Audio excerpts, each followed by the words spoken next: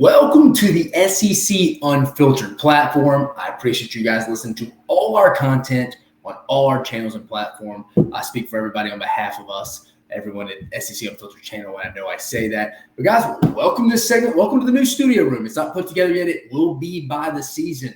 But I am your host, Dave Shumate, longtime SEC personnel staffer, recruiting staffer, and I'm here to give you the top 5 impact players for the Ole Miss Rebels heading into the 2024 season. But first, guys, we have some bills to pay, and we start off with our buddies at Prize Pick. We're getting into it.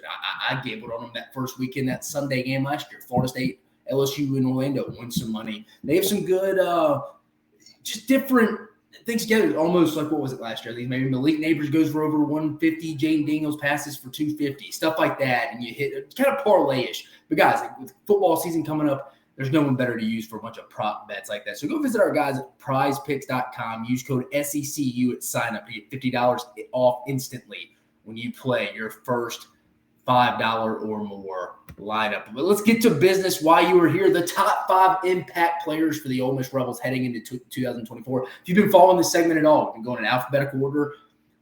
And now we're on the Ole Miss Rebels, and we go in reverse chronological order. So we're going to go 5, 4, 3, 2, 1. 5 through 1. Then I'm going to give you some guys that just missed the cut. And I think Ole Miss was an interesting one because it's such a talented roster. Probably the most talented roster really since I've been alive. It's been the most hyped up all season for Ole Miss, probably since heading into the 2003 season when Eli Manning announced he was coming back for a senior season. I mean, also, I think that 08 season, 09 season, 09 season with Jevin Sneed, with Houston Nutt, and them came back, Dexter McCluster. But I think this is probably it. So there were some guys you could make a case should have been on the list that aren't, but again, only 5. So let's get to it. Coming in at number 5, Trey Amos, the corner, the Alabama transfer, the 6'1", 190-pounder, number 9 last year. If you go back and watch the Alabama game, key player for Bama last year. Remember, he was sitting behind 2 NFL corners, Terrion Arnold and Kool-Aid McKinstry. Had to play the second half last year against Tennessee. That's a game I would encourage you to go watch, that in the SEC championship game, because Terrion Arnold went out in the second half against the Tennessee game. And Alabama was down 13. He made some big plays in the second half. I thought he was a big reason why Alabama ended up kind of dominating that second half, played well against Georgia in the SEC championship game. He would have been a no-brainer starter this year for Alabama. It'd probably be him and Xavier Brown right now. But he should be one of the leaders on defense and especially on the back end. They needed an addition or 2 to go along with, I like the safeties, Trey Washington and John Saunders. They also added Isaiah Hamilton, came over from Houston. Brandon Turnage is coming over as well from Tennessee. Oxford native as well, or Lafayette County. But the secondary is critical. I think Ole Miss has added some depth. This is a starter. They needed a dude to man one of those corner spots. I think they got this with Trey Amos. I think he's going to be a big impact player on the defense and especially in that back end. So he checks in at number 5 for me. Coming in at number 4, we're going to the other side of the ball. One of my favorite players in the league, and that is tight end Caden Prieskorn. Caden Prieskorn dealt with some injuries last season. Last season, after transferring from Oxford, from Memphis, he came out, the come-out party, though. I was at it. The Peach Bowl against Penn State. I mean, just kind of dominated. 136 yards, 2 touchdowns. He is going to be a matchup nightmare for linebackers and safeties. I'll talk about his future teammate down the road. I know spoiler alert, Jackson Dart's on this list. Spoiler alert. But him and Jackson Dart have a real shot to dominate the middle third of this field against safeties and linebackers. There's not a lot of safeties and linebackers in Huskies, nickels that can cover these guys. And Caden Prieskorn is a matchup nightmare. I'm interested to see how they use him in the red zone as well. If he can stay healthy, remember, he wasn't fully healthy. I think his first game back last year was against Alabama, if I remember right. Him and Trey Harris were a bit nicked up in that game. But if Caden Prieskorn can stay healthy, I'm telling you, all SEC season. I really like what him and Luke Haas, the tight end in Arkansas, if both those guys stay healthy, I'm telling you, watch out. But Caden Prieskorn, one of, I think, the better weapons. It's going to be an X factor on why Ole Miss makes a playoff run this year. I'm telling you, I'm high on Ole Miss this year. Coming in at number 3, we're going with another weapon. We're staying on offense, folks. Trey Harris, the wide receiver. Lane Kiffin has already started. He's returned. He's coming back off some injuries last year. Transferred into Ole Miss last year. Second season in Oxford. Lane Kiffin's even stated that he is one of the more improved players on the roster. Wild to say a guy who almost went for 1,000 yards receiving last year could be an improved from a standpoint of a head coach is mentioning that. Like guys like when I was at Alabama, Julio Jones and stuff, yeah, he got better each year, but it was almost like that's to be expected. And a second-year guy like Trey Harris, again, I don't really know Trey Harris from Adam from a personality standpoint, work ethic. But from what Lane Kiffin is reiterating constantly at fall camp, he attacked the offseason with reckless abandon. And I was going to put Juice Wells in this because I've talked to some people that were in South Carolina. When he's healthy, guy's a freak. We saw it in 22 what he could do. One of the best receivers in the SEC in 2022, was banged up a lot last year. But I wanted to put Juice Wells in there. But I gave Trey Harris the hot nod because of familiarity and the way from talking to people at that program at Ole Miss and from what Lane Kiffin said. He just raved about the work ethic and how he attacked the offseason. Second year in the system, should get off to a hot start in the first 4 to 5 weeks of the season. I think they keep the ball rolling in conference play. I think Trey Harris is going to be that guy Lane Kiffin feeds. If you notice, Lane Kiffin usually finds a guy, either it's going to be the receiver bell cow like he did with Amari Cooper at Alabama in 2014, and in 2015 he used Derrick Henry as the bell cow. He likes to find a bell cow either on the outside perimeter at the receiver spot or that workhorse in the backfield. Does he have that year in the backfield? Well, maybe we'll talk about that here soon coming up. Maybe we won't. We'll see. But I'm going to give Trey Harris that nod. I'm going to give him the nod. Now, let's go back to the defensive side of the ball. Remember, Ole Miss is deeper this year. Pete Golding, second-year defensive coordinator.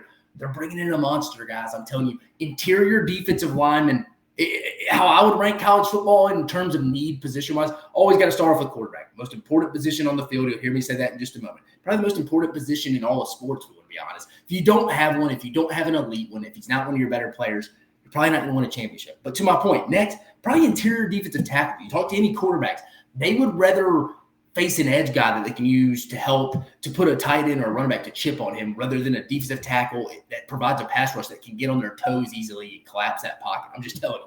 And then I'd probably say in the secondary now, that's a key component now. These edge rushers, you can kind of, again, they're awesome. You love the James Pierces of the world. You love the Princely Umalayan guy. You love those kind of guys that can wreak havoc, the Will Andersons of the world.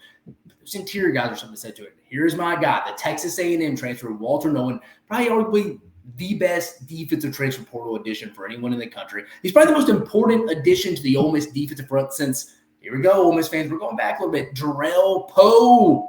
You remember him? Jarrell Poe, I think from Wayne County, if I remember right. Had some academic issues, but he was a beast. Ended up being Prey. Jerry was better than him, if I remember right. But he allows, talk about Walter Nolan, Ole Miss to be very versatile and flexible on all three downs. You hear Pete Golden talk about it. He's not going to come off the field. He's not just a first, second down run plugger. He can help. He can line up all over the field. He can line up all four eyes, three tag, probably a shade in the interior. He can do all that. At 6'3", 305, he plays with elite twitch. I'm telling you, elite twitch with a capital E, folks. And he has familiarity in this league. It's not like I'm just throwing this out here. Nick Scorton, the edge guy for A&M, come over for Purdue. He's coming over. The Big Ten has good football too, don't get me wrong. But the trenches are different in the SEC. So there may be a little bit of an adjustment period, but Walter Nolan is getting thrown right into it, but he's used to it. He played a lot last year at Texas A&M. There's familiarity in the league. There is something to be said for a dominant interior guy. Ole Miss has that this year, if he can stay healthy. Walter Nolan checks in at number 2 for me for an impact player for the Rebs in 2024. And you've heard me, guys. Coming in at number 1, been fired up about this kid. I remember recruiting him out of high school when he was the Gatorade Player of the Year in Utah. Initially went to USC, but none other than Jackson Dart coming in at the quarterback position. 3rd season in the Lane Kiffin, Charlie Weiss Jr. system. Personally, my preseason pick to win the Heisman Trophy. Battle tested. He's faced adversity during his time in Oxford. Lane Kiffin's tried to replace him. I mean, twice. I think Lane Kiffin going into the year probably thought Luke Altmaier would win that job in 2022. He brought in Spencer Sanders that next offseason for last year. They also bring in Walker Howard. Now, I don't think they thought Walker Howard would win that job. I think there was a good shot. He was hoping Spencer Sanders from people I was talking to in that program. Remember the Texas Bowl when they lost to, who was it? Texas Tech 2 years ago? I'd heard through people through the grapevine that were in those staff meetings at the hotel that he was adamant about getting Spencer Sanders, but the staff like Jackson Dart. So Lane Kiffin and him had kind of a tumultuous little relationship initially. They're fine now. I think it's made them better. And he's a gamer. He can make all the throws necessary in the offense. And again, I mentioned Caden Prieskorn, his teammate, his weapon. He can dominate the middle third of the field. And there's something to be said for that because there's not a lot of safeties and linebackers. It can cover that tandem between Jackson Dart and Caden Prieskorn. They're going to be lethal over the middle of the field if Prieskorn and Dart can stay healthy. But he can also beat you with his legs. Now, I don't think Ole Miss is going to utilize that a lot. But don't question if it's 2nd and 8, 2nd and 7, they go empty and they run a quarterback draw. I mean, yeah, he can go pick up anywhere from 8 to 16 yards with his legs. He can do that probably more if they wanted to, but again, they don't want to risk injury there. But he can beat you with his legs, very comfortable maneuvering in the pocket as well. Also, don't think Lane Kiffin is not going to want to put up numbers and get his first Heisman Trophy winning quarterback, especially as a head coach. He's coached a Heisman Trophy running back, never coached a Heisman Trophy quarterback. He's been around some really good ones, going back to his time at USC. But this would be his true baby. Don't forget about that. They're going to try to put up numbers in those first 5 weeks. And I think Ole Miss is going to be one of the more criticized teams in the first 5 weeks because people are going to expect dominance. They're going to expect dominance. And from reading fall camps, it seems like a pretty mature team led by Jackson Dart as well. So I expect big things. I think Lane Kiffin's going to want to put up big numbers. Jackson Dart's going to put up big numbers. They have the weapons on the outside. I mentioned Trey Harris, who comes in this list at number 3. I mentioned Juice Wells, Jordan Watkins. I like a lot. He's a guy people forget about. They have some young weapons on the outside as well. Caden Priestcorn. I like the tight end they brought in. Was it Jaquan Wright from Virginia Tech? They brought in. He could replace Caden Priestcorn. They could go 12 personnel at times. I'm telling you, this offense is a ton of versatility, and he's got an offensive line that can protect him as well. So Jackson Dart comes in because he's the most important position on the team and the most important position in the sport. And at the most important position, probably in all of sports, quarterback position. So Jackson Dart comes in at number 1, but just missing the cut. Offensive tackle Diego Pounds coming in from North Carolina. They brought in. Remember, Ole Miss has probably the best depth I've seen on their offensive line since I've been alive. Offensive guard, here's another depth piece, Nate Kalepo, who started for them, coming over from Washington. Running back Ulysses Bentley. Remember, I said Lane Kiffin likes to have a guy that's either a bell cow in the running back in the backfield, i.e. Derrick Henry in 2015, or he likes to have a receiver on the outside. He likes to feed it like Amari Cooper in 2014. He likes to find a guy, but he has a plethora of them this year. Ole Miss's running back room, it'll be by committee. It'll be interesting. You got Logan Diggs coming off injury, Ulysses Bentley, Trey Omo's kid, or the Amos kid coming in from Miami of Ohio. It could be more of a committee approach. Again, I'm not some big Quinshon Judkins thinks it's a massive loss. I think it's fine. But if Ulysses Bentley could get back to his 2020 SMU days, which I think is possible, I know that was a long time ago. We're in the midst of COVID. But I'm telling you, Lane Kiffin sets himself up for success. Watch him out of the backfield. Maybe get Jackson Dart's numbers going a little bit. I mentioned Juice Wells. Add him to just miss. On defense, 2 names to keep an eye on. Centurion Perkins. How can Pete Golden get him? A little bit how, like Blake Baker, how can he get Harold Perkins going? They're very similar to me, both athletic freaks, but how do you utilize them to their best ability? Do they play inside first and second down, like stand-up backers, and they move to the edge on third down? Maybe. And then another guy, formerly known as T.J. Bull Dudley, now T.J. Daugherty. He's another guy, the Clemson transfer. He was at Ole Miss last year, but the Clemson transfer here, and he could be another guy that plays inside, stand up on first and second downs, rush the passer on third down. So those are 6 other names to probably keep an eye on. Ole Miss, again, you can make a case for a lot of different guys here, guys. I'm just being honest. Very talented roster across the board. Schedule works out. I mean, the stars aligned for Ole Miss this year between the transfer portal, schedule, 12-team playoff, loaded roster. That's to their credit. But, man, I just see a lot of weapons across the board. I think the defense is deeper than it's been. I think Trey Omo's was a key piece because the secondary is more important than it's ever been, guys.